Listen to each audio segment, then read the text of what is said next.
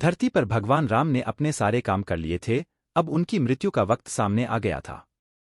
ऐसे में यमराज ने एक साधु का रूप लिया और राम के नगर पहुंच गए। वो राम के महल पहुंचे और उनसे मिलने का वक्त तय किया।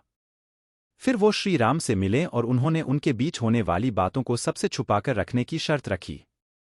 साथ ही यह भी कहा कि अगर हम दोनों की बातों के बीच कोई भी आएगा तो दरवाजे पर खड़े द्वार रक्षक को मृत्युदंड दिया जाएगा। श्री राम ने साधु रूप धारण किए यमराज की बात मान ली और हनुमान जी के न रहने के कारण राम ने भाई लक्ष्मण को द्वारपाल बना दिया।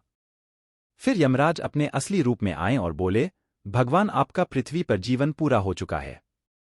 अब आपका अपने लोक लौटने का वक्त आ गया है। यमराज और भगवान राम के बीच बातचीत चल ही रही थी कि उसी वक्त दरवाजे पर ऋषि दुर्वासा पहुंच गए। उन्होंने लक्ष्मण को दरवाजे से हटने को कहा और अंदर जाने की जिद पर अड़ गए। लक्ष्मण ने मना किया तो वह श्रीराम को श्राप देने की बात करने लगे। लक्ष्मण काफी परेशान हो गए। अगर श्रीराम की बात नहीं मानी तो उन्हें मरना होगा और अगर ऋषि की बात नहीं मानी तो श्रीराम को श्राप लगेगा। इस स्थिति में उन्होंने एक मुश्किल फैसला लिया और ऋषि को अंदर जाने दिया। बातचीत के बीच ऋषि को देख भगवान श्रीराम चिंतित हो गए कि अब उनको लक्ष्मण को मारने की सजा देनी होगी। ऐसे में भगवान राम ने लक्ष्मण को नगर से निकाल दिया। लक्ष्मण ने अपने भाई के वादे को निभाने के लिए सरयू नदी में जाकर जल समाधि ले ली। लक्ष्मण के बारे में जानने के बाद राम बहुत दुखी हुए। फिर भगवान श्री राम ने भी जल समाधि लेने का फैसला किया। श्री राम भी सरयू नदी में जल समाधि लेने के निकल पड़े।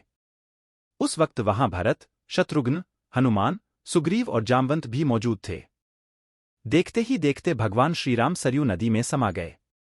कुछ ही देर बाद नदी के अंदर से भगवान अपने विष्णु रूप में सबके सामने प्रकट हुए।